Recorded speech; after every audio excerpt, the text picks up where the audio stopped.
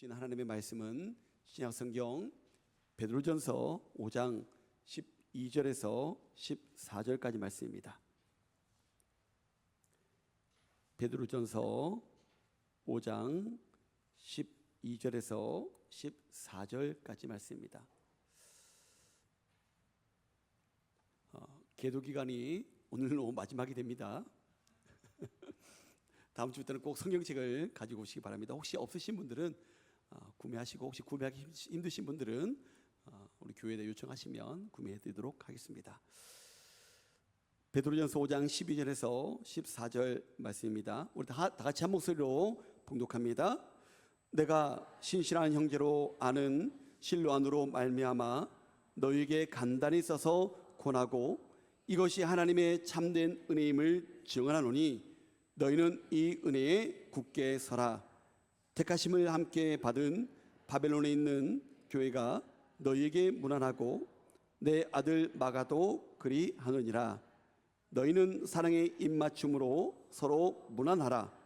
그리스도 안에 있는 너희 모든 이에게 평강이 있을지어다. 아멘. 할렐루야. 아멘.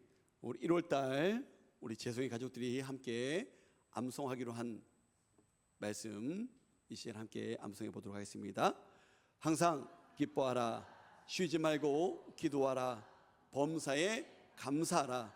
이는 그리스도 예수 안에 있는 너희에게 행하신 하나님의 뜻이니라. 데살로니가전서 5장 16절에서 18절 말씀. 아멘. 아멘. 우리가 몇 주간에 걸쳐서 건강한 교회로 우리 재성교회를 세워가기 위해서 어떻게 해야 되는지 함께 말씀을 통해서 고민하고 함께 은혜를 나눴습니다. 오늘은 베드로전서를 마무리하면서 우리 교회가 건강한 교회로 서기 위해 반드시 붙들어야 될 마지막 중요한 원리를 몇 가지 나누려고 합니다. 사도 베드로는 오늘 편지의 마지막에 이 서신을 쓴 목적을 분명히 밝히고 있습니다. 이것이 하나님의 참된 은혜임을 증언하노니 너희는 이 은혜에 굳게 서라. 할렐루야. 베드로전서의 전체 결론은 너무나도 단순합니다. 하나님의 참된 은혜 위에 굳게 서는 것. 여러분, 우리가 계속해서 말씀을 통해서 나눴던 것처럼 건강한 교회는요, 어떠한 시스템이 잘 갖춰진 교회가 아닙니다. 프로그램이 화려한 교회도 아닙니다. 성도가 많다고 해서 건강한 교회가 아님을 우리는 이미 말씀 통해 나눴습니다. 성도 한 사람 한 사람이 참된 은혜의 뿌리를 내리고 어떠한 폭풍우가 몰아친다 할지라도 흔들리지 않는 교회, 흔들리지 않는 그 성도가 있는 교회가 진짜 건강한 교회인 줄 믿습니다. 우리 모두는 한 마음을 가지고 있습니다. 한 뜻을 품고 있습니다.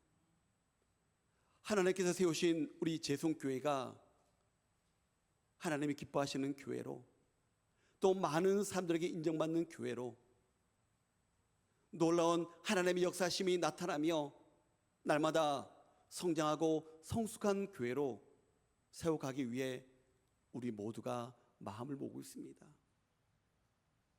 그런 교회로 성장하고 또 부흥하기 위해서는요, 무엇보다도 이곳에 모인 저와 여러분들 한 사람 한 사람이 건강한 모습이어야 된다는 것입니다. 교회가 건강해지기 위해 필요한 요소들이 많이 있지만 그 출발점은 분명합니다. 모든 성도들이 예배를 통해서 하나님의 참된 은혜를 경험하는 것, 이것부터 시작해야 된다는 것입니다. 우리 제성교회가 건강한 교회가 되기 위해서 무엇보다도요, 모든 성도가 예배를 통해 하나님의 참된 은혜를 경험하고 그 위에 흔들리지 않게 서는 것, 이것이 중요하다는 거예요. 여러분, 예배는요, 단순히 주일날 교회에 나오는 행위가 아닙니다. 예배는요, 하나님을 실제로 만나고 그분의 은혜 앞에 다시 서는 자리가 바로 예배라는 거예요. 그래서 저는 이렇게 믿습니다. 예배를 사모하는 성도가 많아질수록, 예배를 사모하며 그 예배 가운데 주시는 하나님의 은혜를 경험하는 성도들이 많아지면 많아질수록 그 교회는요, 반드시 건강해진다는 것입니다. 예배를 사모하며 예배의 자리를 귀하게 여기고 예배의 감격을 회복하는 것, 예배를 통해 하나님이 부어주시는 은혜를 감격하고 감동할 줄 아는 그런 성도와 교회, 그 교회는요, 반드시 살아있고요, 반드시 건강한 교회로 서갈 수 있음을 여러분 꼭 믿을 수 있기를 주님의 이름으로 축복합니다. 성경에서 예배를 의미하는 대표적인 히브리어 단어가 있습니다. 바로 아바드입니다. 이 아바드라는 이 단어의 뜻은요, 섬기다, 봉사다 라는 그런 의미를 가지고 있어요. 그래서 영어로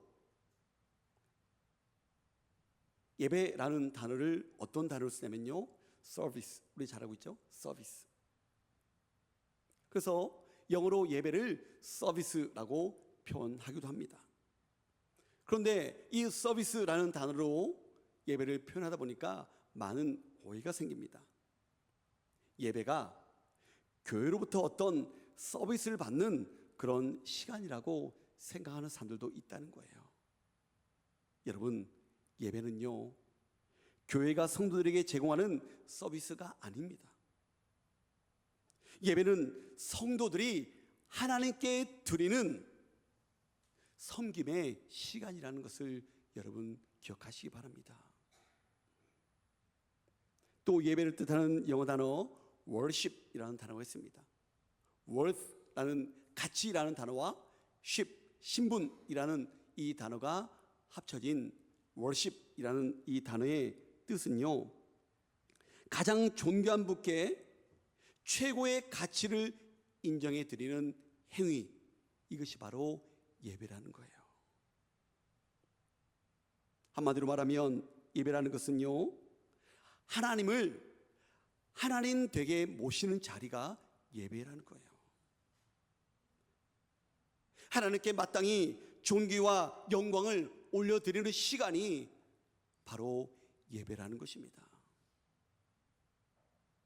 그렇다면 여러분, 여러분들에게 있어서 예배는 어떤 시간입니까? 예배는 네모다라고 빈 공간을 두었을 때 여러분들에게 있어서 예배는 어떤 의미로 다가오고 어떤 모습으로 이 예배 자리에 앉아 계십니까? 예배가 습관입니까? 예배가 의무입니까? 매번 예배에 나오긴 하지만, 참석은 하지만 기대 없이, 사모함 없이 그저 습관처럼 형식적으로 앉아 있지는 않습니까?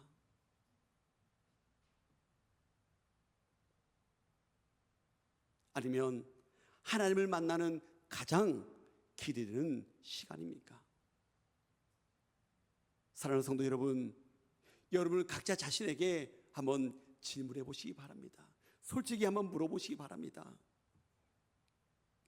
여러분들은 늘 예배를 사모하고 있습니까? 이럴 줄 알았습니다. 속으로 생각하라고 있다고 속으로 아멘하지 마시고, 여러분들은 늘 예배를 사모하고 있습니까? 이러니까 또 시켜서 하는 것 같기도 하고. 여러분, 예배를 사모할 때 하나님께서는요, 그 사모하는 자들에게 말할 수 없는 감동과 감격으로 함께 해 주실 줄 믿으시기 바랍니다. 예배의 감격을 경험하시기 바랍니다. 세례 요한의 아버지 사가랴는요, 제사장이었습니다. 제비뽑기를 통해 성전에 들어가 분향하는 그런 직무를 맡았어요. 그런데 성전에 들어가 자신의 할 역할을 감당하고 있는데 갑자기 하나님의 사자가 나타나게 되어집니다. 이때 사가랴의 모습은 어떻습니까? 하나님의 사자의 모습을 보고 두려워했다는 거예요. 하나님의 성전 안에서 갑자기 누가 나타나니까 놀랄 수 있습니다. 하지만 지금 사가랴는 어떤 모습으로 하나님의 성전에 들어갔습니까? 이 장면이 우리에게 던지는 질문은 이것입니다. 왜 사가랴가 하나님의 임재 앞에서 놀랐을까? 여러분, 성전에 들어간다는 것은 우리가 누구 앞으로 나가는 것입니까? 하나님 앞으로 나가는 것 아닙니까? 하나님 앞으로 나갈 때 하나님의 임재를 기대하는 것은 너무나도 당연한 것 아니겠습니까? 여러분들 이 자리에 나올 때 어떻게 나오셨습니까? 하나님께서 임재하시고 하나님께서 역사하시고 하나님께서 나의 마음을 어루만져 주시고 하나님의 도우심을 기대하며 나오지 않았습니까? 하나님을 만나는 자리인데, 하나님의 역사심을 기대하며 소망하며 나가는 자리인데 막상 하나님의 임재가 나타나니까 사가랴는요 당황했다는 거예요. 두려워했다는 거예요. 왜 사가랴가 놀라고 두려워했겠습니까? 사가랴에게 성전의 예배는요 너무나도 익숙해져 버린 의식이 되었기 때문에 그렇다는 것입니다. 반복된 종교적인 습관이 되어버렸기 때문에 그렇다는 거예요. 오늘날 우리가 드리는 예배가 하나님의 임재하심에 대한 기대는 사라지고 하나님을 경외하는 모습은 약해지고 그저 습관화된 정해진 순서대로 진행되어지는 하나의 종교의식이 되어가고 있지는 않은지 우리 모습을 돌아보아야 될 것입니다. 군산에 많은 분들이 알고 있는 유명한 빵집이 하나 있습니다. 아마 여러분들도 한 번 정도는 다 들어보셨을 거예요. 들어보셨죠? 이성당. 그 빵집에는요 매일 아침 10시가 되면 따끈따끈한 새롭게 만든 빵이 나오게 된답니다. 그런데 사람들은요 그 빵이 나오기 2시간 전부터 줄을 선다는 거예요. 군산 시내에도 얼마나 빵집들이 많이 있겠습니까? 그런데 유독 그 빵집에만 그렇게 줄이 길게 서 있다는 거예요. 어느 방송국의 한 프로그램의 리포터가 취재를 하면서 그 줄을 서 있는 시민들에게 물었다고 합니다. 왜 이렇게까지 줄을 서서 빵을 사십니까? 그랬더니 사람들이 이렇게 대답했다고 그래요. 여기 빵이 정말 맛있어요. 올 때마다 매번 줄을 서긴 해야 되는데 충분히 기다릴 가치가 있어요. 충분히 기다릴 가치가 있다는 거예요. 그렇게 오랜 시간 동안 줄을 서서 빵을 사기 위한 가치가 있기 때문에 기다린다는 거예요. 여러분, 저와 여러분들이 이 예배를 사모하는 모습 가운데 그런 가치를 느끼고 있습니까?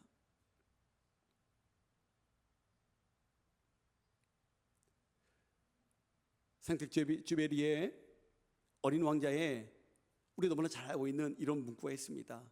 내가 오후 4시에 온다면 난 3시부터 행복할 거야. 우리 안에 예배를 향한 이런 설렘이 회복되어야 된다는 거예요. 매주일 예배를 기다리는 우리의 마음은 어떻습니까?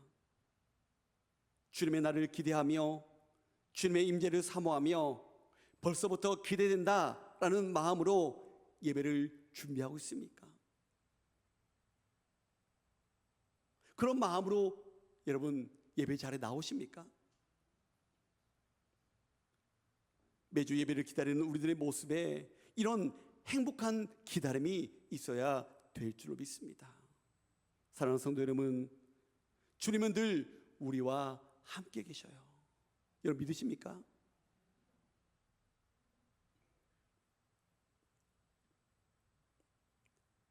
예배를 사모하시기 바랍니다. 예배를 기다리시기 바랍니다. 예배 가운데 임재하시는 하나님의 참된 은혜 위에 굳게 서기 위하여 노력할 수 있는 우리 모두가 될 수 있기를 주님의 이름으로 부탁을 드립니다. 주님, 오늘 이 예배 아니면 저는 한 주간의 삶이 힘듭니다. 주님을 만나지 않으면, 주님을 만나지 못하면 저는 이 자리에서 한 걸음도 나가지 못합니다. 이런 사모함이 있는 성도가 많아질 때 그 교회는요, 세상이 감당치 못할 건강한 교회로 하나님 앞에 바로 서게 될 줄로 믿으시기 바랍니다. 바라기는 우리 재성교회가 하나님을 예배하러 나올 때 하나님께서 임재하시고 역사하시고 도와주실 것을 기대하는 마음으로, 사모하는 마음으로 하나님 앞에 나와 기쁨과 감사함으로 예배로 영광 돌릴 수 있는 그런 교회로 성장해 나갈 수 있는 우리 모두가 될 수 있기를 주님의 이름으로 축복합니다. 두 번째로, 건강한 교회는요, 누구나 찾아올 수 있는 곳이어야 된다는 거예요. 건강한 교회는 누구나 찾아올 수 있는 그런 공간이, 그런 교회가 되어야 된다는 것입니다. 교회는요, 모든 사람들이 오는 곳입니다. 특정한 사람들만을 위한 공간이 아니라는 거예요. 부자만 오는 곳도 아니고요, 젊은 사람들만을 위한 공간도 아니라는 것입니다. 또 문제가 없는 사람들만 모이는 곳이 아니라는 것입니다.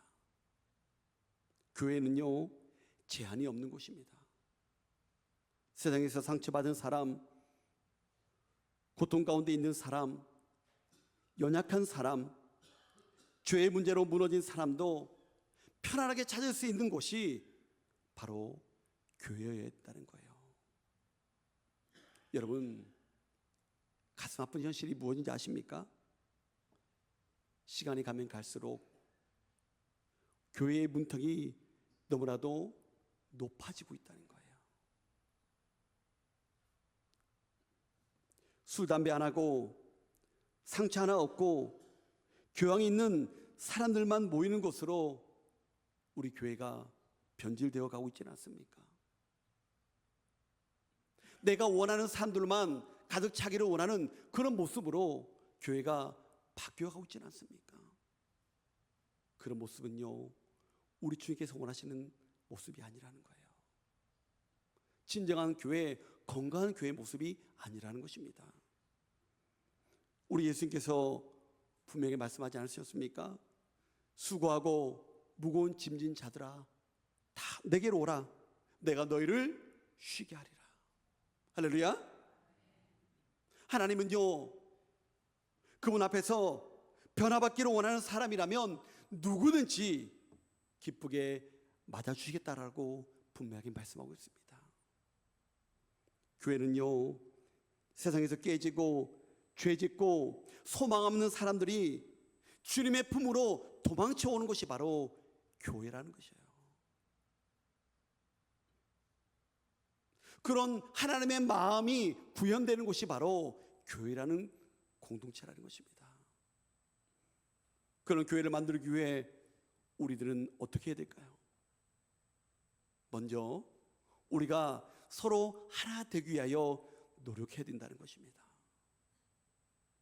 그런데 여러분,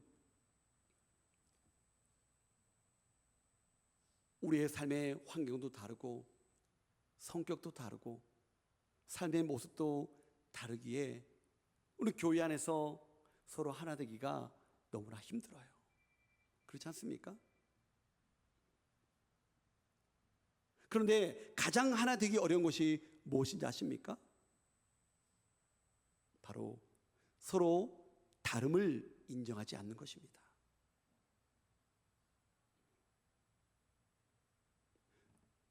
서로 그 다름을 가지고요, 서로 밀어내고 품으려 하지 않는다는 것입니다. 여러분, 다름은요, 틀림이 아니라는 거예요. 내가 알고 있는 것과 저 사람이 알고 있는 것 틀린 것이 아닙니다. 다를 뿐입니다.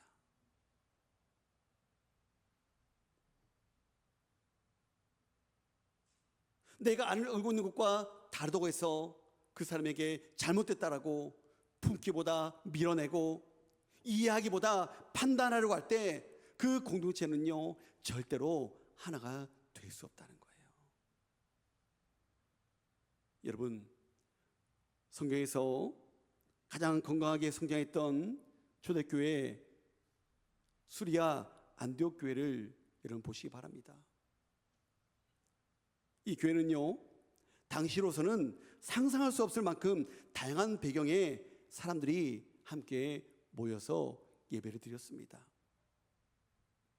이 수리아 안디옥 교회는요, 이방 지역에 세워진 이방인들을 위한 최초의 교회였습니다. 많은 사람들이 모여서 함께 예배를 드리고 함께 교제를 했어요. 그런데 그 공동체 안에 리더로 세워진 사람들의 그 면면을 살펴보면요, 정말 놀랍습니다. 정통 유대인 출신의 바나바, 니게르라 불리는 아프리카 흑인 시몬. 여러분, 당시의 흑인들은 대부분 노예였습니다. 북아프리카 구레네 출신의 루기오, 헤롯의 젖동생 귀족 계층이었던 마나인, 그리고 그리스도인을 박해했던 과거의 사울이었던 바울. 인종도 다르고 사회적인 계층도 다르고 과거의 이력도 완전히 다른 사람들이 그 공동체를 이끌어가는 리더로 세움받았다는 거예요. 만약 이들이요, 서로의 다름을 틀림으로 규정하고 어떻게 저런 사람이 우리의 리더가 될 수 있어?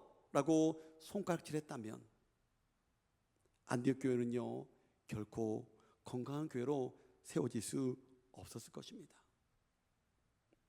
그러나 그들은요, 서로의 다름을 하나님 말씀 안에서 품었다는 거예요. 성령님 안에서 서로의 다름을 서로 품었다는 것입니다.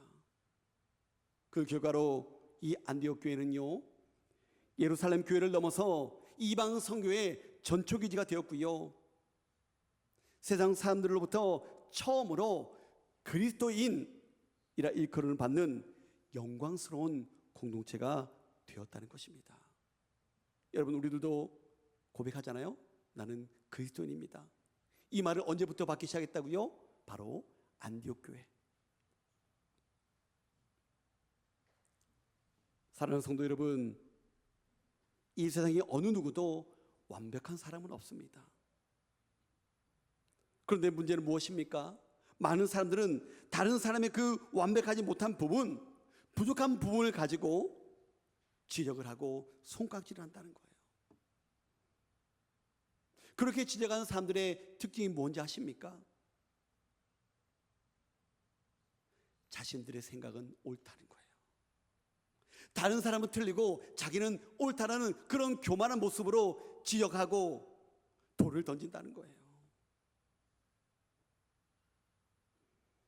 그런데 우리 주님은 분명하게 말씀하셨습니다.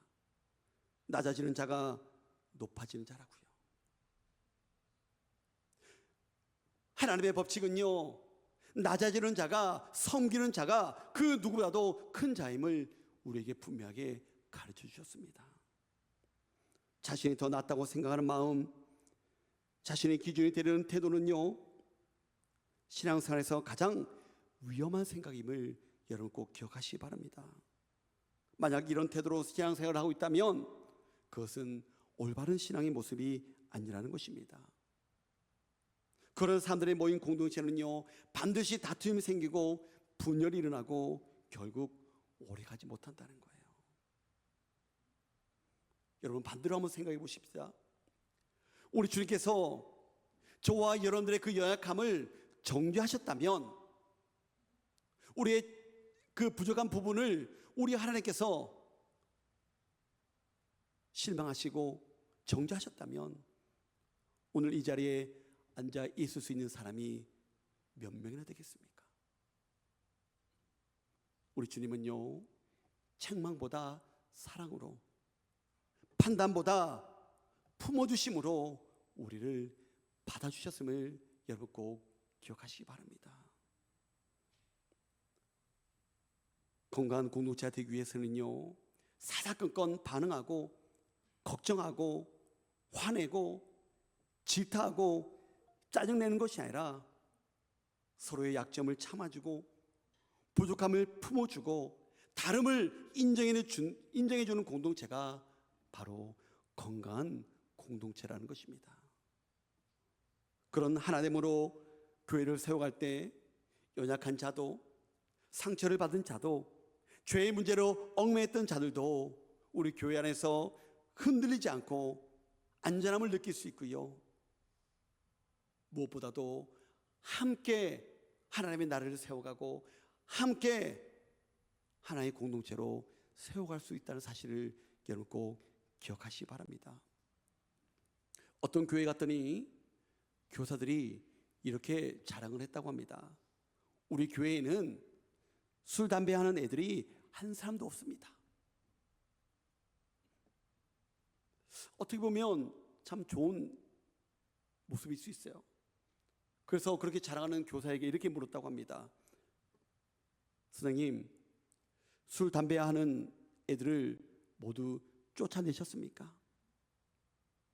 아니면 그들이 말씀으로 변화돼서 이제 술, 담배를 끊게 된 것입니까?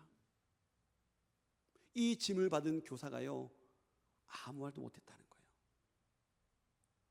너희는 술, 담배 하기 때문에 교회 나와서는 안 돼.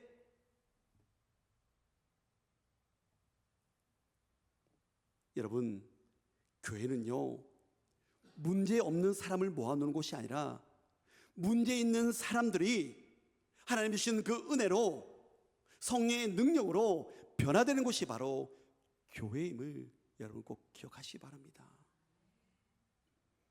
신앙은요, 혼자 예수를 믿고 혼자 천국으로 가는 것이 아닙니다. 상담가 폴 투르니에는요, 사람이 세상에서 혼자 할 수 없는 두 가지가 있답니다. 하나는 결혼이고요, 하나는 그리스도인이 되는 거래요. 그렇죠? 결혼은 혼자 할 수 없잖아요, 그죠?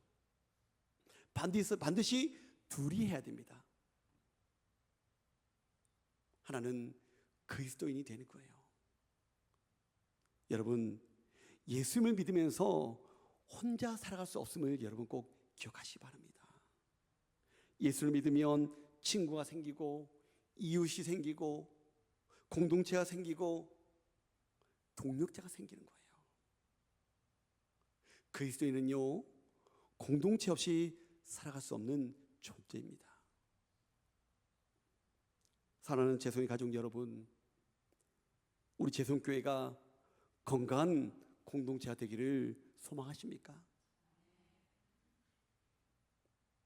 그 건강함을 통해 하나님께서 보여주시는 부흥의 역사를 날마다 보기를 원하십니까? 그렇다면요, 저와 여러분들이 마음을 같이 하고 뜻을 같이 해서 우리 재성교회에 누구든지 올 수 있는, 어느 누구나 거리낌 없이 올 수 있는 그런 장소로, 그런 공동체로 만들어 가야 된다는 것입니다. 그렇게 여러분 서로의 못난 부분을 품어줬으면 좋겠어요. 이 앞에 있는 목사도요, 너무나 부족한 건 많아요. 열악한 부분도 많아요. 사랑으로 품어주시기 바랍니다. 옆에 있는 분들에게 자존심 내려놓고 한 가족이잖아요. 솔직히 고백했으면 좋겠어요. 집사님, 권사님, 사실 저도 너무 연약해요. 사실 저도 죄인이에요. 우리 함께, 우리 같이 손잡고 갑시다. 이렇게 서로의 손을 잡아주는 공동체, 그런 교회가 하나님 보시기에 얼마나 예뻐 보이겠습니까?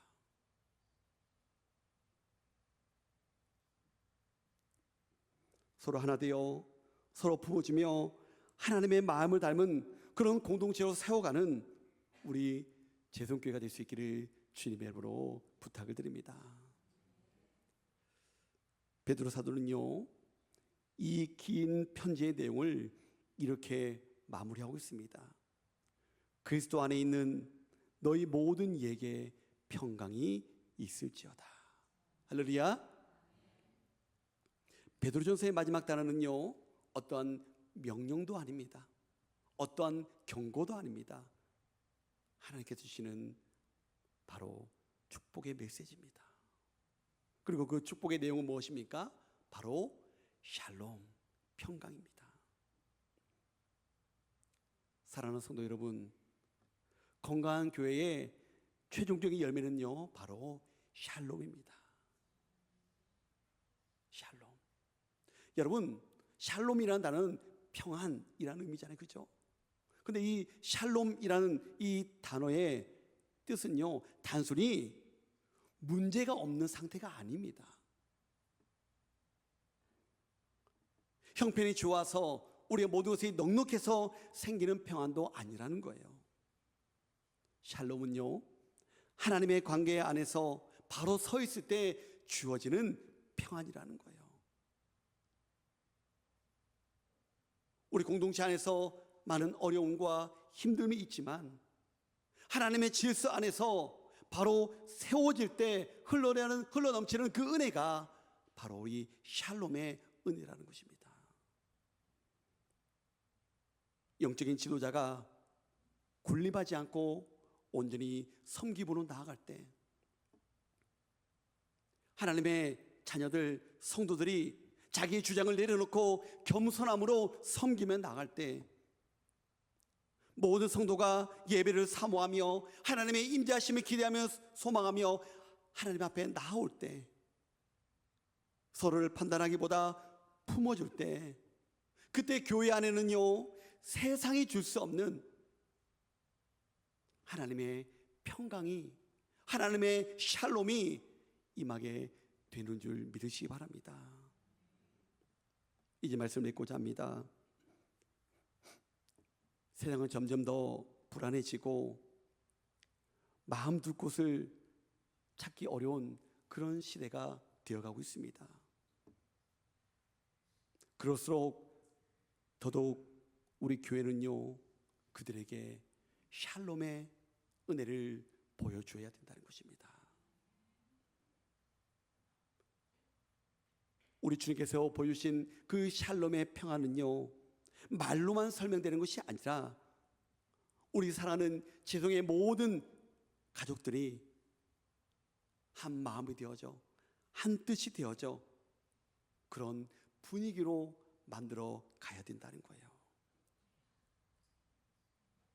세상에 많은 사람들이 우리의 교회를 보고, 재성교회 가면 정말 편안한 쉼이 있어, 그곳에 가면 진짜 평안이 있어 라고 말할 수 있도록 우리가 먼저 우리 안에서 그런 분위기를 어떻게 해요?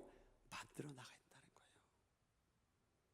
그럴 때 우리의 모습을 통해 살아계신 주님을 만나게 되어진다는 것입니다. 오늘 이 말씀을 붙들고 저와 여러분들 각자의 자리에서 섬김과 겸손, 예배의 사모함과 품음을 선택해서 말로만이 아니라 삶으로 주님 주시는 그 평안을 많은 사람들에게 나타낼 수 있는 저와 여러분들 될 수 있기를 주님 여러분 부탁을 드립니다. 그리스도 안에 있는 너희 모든 이에게 평강이 있을지어다. 이 베드로의 축복이 오늘 우리 제손교회의 고백이 되어지고 우리 공동체의 실제가 될 수 있기를 주님의 이름으로 축원합니다.